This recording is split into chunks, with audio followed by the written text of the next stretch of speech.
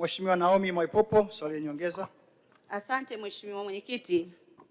Kwanza nishukuru kwa majibu mazuri ya serikali, lakini pia nimpongeze naibu waziri pamoja na waziri kwa kazi kubwa ambayo wameifanya kwa muda mfupi walipopewa dhamana ya kusimamia wizara hii.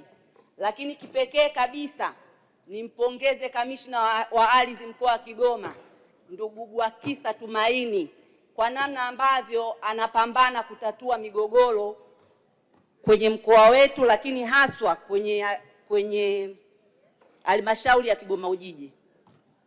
Mheshimiwa Mwenyekiti, pamoja na jitihada ambazo serikali imeendelea kuzifanya, hasa wizara hii ya ardhi, wamefanya kliniki kwenye wilaya za Kigoma, lakini bado kuna changamoto.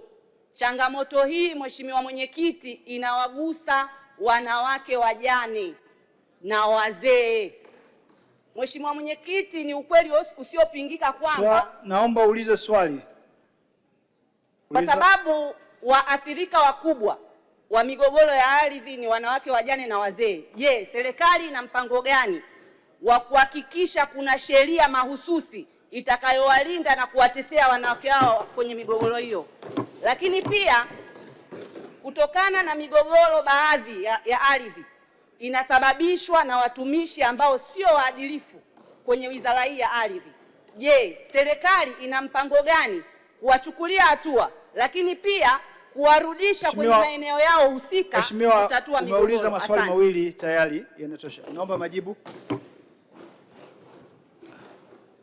Mheshimiwa Mwenyekiti, kwa niaba ya Waziri wa Ardhi, Nyumba na Maendeleo ya Makazi, naomba nijibu maswali mawili ya Mheshimiwa Naomi Duncan Mwaipopo kama ifuatavyo.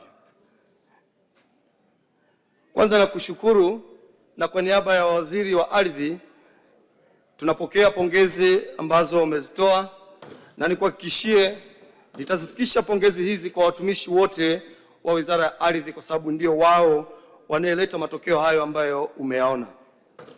Mheshimiwa Mwenyekiti, kuhusu swala la wajane na wazee, ni ukweli ulichokisema kuwa walio wengi ndio wanamiliki ardhi kulingana na historia za kimila ambazo wanakuwa na ardhi hiyo. Ndiyo maana waziri wetu wa ardhi alitoa maelekezo, tukaanzisha kliniki maalum ambayo tuliita Samia Ardhi Kliniki kwa ajili ya wanawake pamoja na makundi hayo maalumu ya wazee. Lakini tumepokea ushauri wako na tutaendelea kuona jinsi gani ya kuwafikia kwa rais, pamoja na kwenda kufanya kliniki hizi katika ngazi ya kata au vijiji pale ambapo tutaona wingi wa changamoto hizo. Mheshimiwa Mwenyekiti, kuhusu swala la watumishi ambao wanakiuka taratibu za kiutumishi aidha za kinizamu, mara nyingi tumekuwa tunachukua hatua, na hivi naendelea kuwahimiza makamishna wasaidizi wote wa mikoa wahakikishe wanasikiliza changamoto hizi za kiutumishi kutoka kwa wananchi wanaolalamika na kuchukua hatua mara moja. Pale ambapo wanaona kuna hitaji la kupeleka wizarani, katibu mkuu wetu Engineer Anthony Sanga, yeye ni mahiri katika usimamizi hasa eneo hili la kinidhamu.